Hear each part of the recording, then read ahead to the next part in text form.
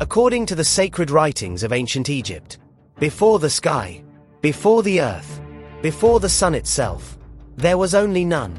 Not a kingdom, not a throne, not even darkness as we understand it. None was not a ruler seated in power, not a god with a crown, not light.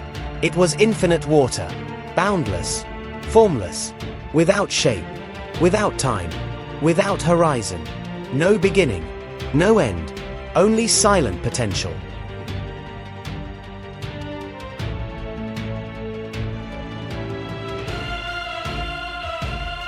And within that silence, creation waited.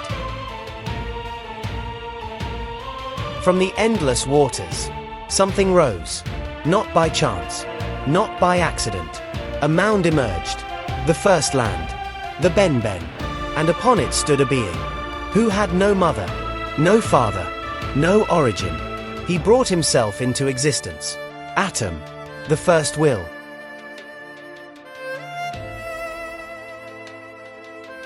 In the sacred city of Heliopolis, the self-created god Atom came to be known by another name, Ra. Not a different being, but a different manifestation. Atom was the hidden origin, the first will rising from chaos.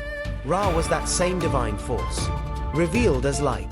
The visible sun, the blazing disk that crossed the sky, was not a symbol of the god. It was the god himself. When the sun rose in the east, Ra was reborn before the eyes of humanity.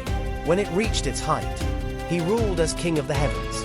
And when it descended in the west, he began his sacred journey beyond sight. Ra was not merely created, he was the eternal cycle of becoming.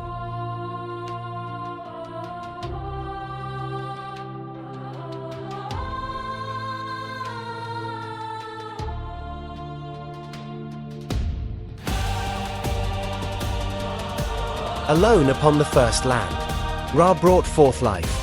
From his own essence emerged Shu, the god of air. Shu was not wind alone. He was space, the breath between heaven and earth, the force that separates and sustains. And from Ra came Tefnut, the goddess of moisture. She was the first humidity, the mist of dawn, the invisible water in the air. Together, Shu and Tefnut made life possible. Air and moisture, the first balance.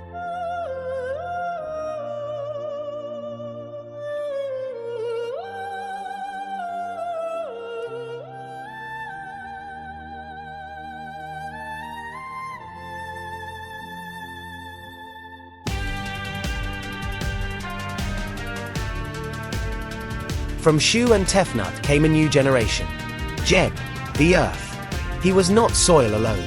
He was the ground beneath all things, the fertile body from which plants would grow, the foundation of the world. And Nut, the sky.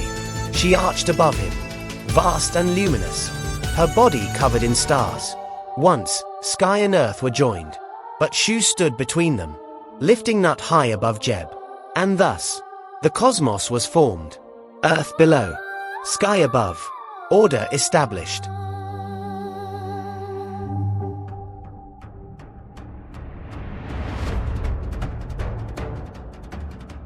In the beginning, sky and earth were not apart. Nut, the sky, rested upon Jeb, the earth. There was no space, no horizon, no world as we know it. Then Shu rose between them, with arms outstretched. He lifted the sky away from the earth. He created distance. He created space. And in that space, life became possible.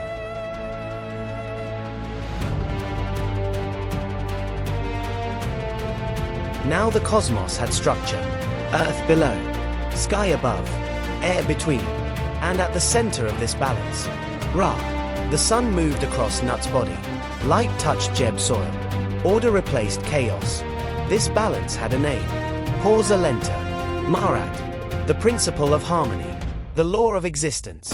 And from this divine order, the world of Egypt would rise.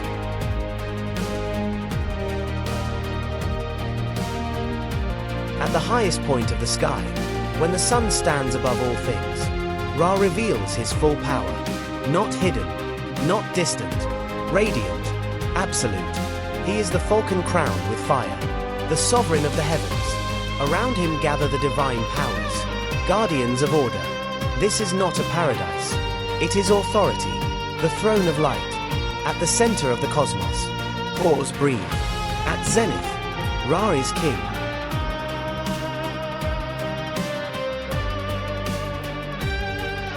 But when the sun disappeared in the west, Ra did not vanish. He descended into the duat, the hidden realm beneath the world. There, in darkness, chaos waited.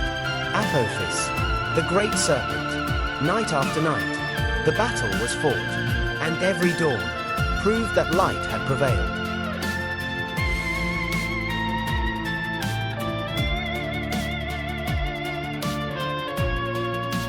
On earth, no man could be Ra, but one man could reflect him. The king bore a sacred title, Son of Ra, not because Ra walked among men, but because the pharaoh carried his light. As Ra ruled the heavens, the king ruled the earth, heaven above, throne below. Ra rose from chaos. He brought light. He shaped the cosmos. He crossed the sky. He defeated darkness. And he returned. Again and again. As long as the sun rises, Ra lives.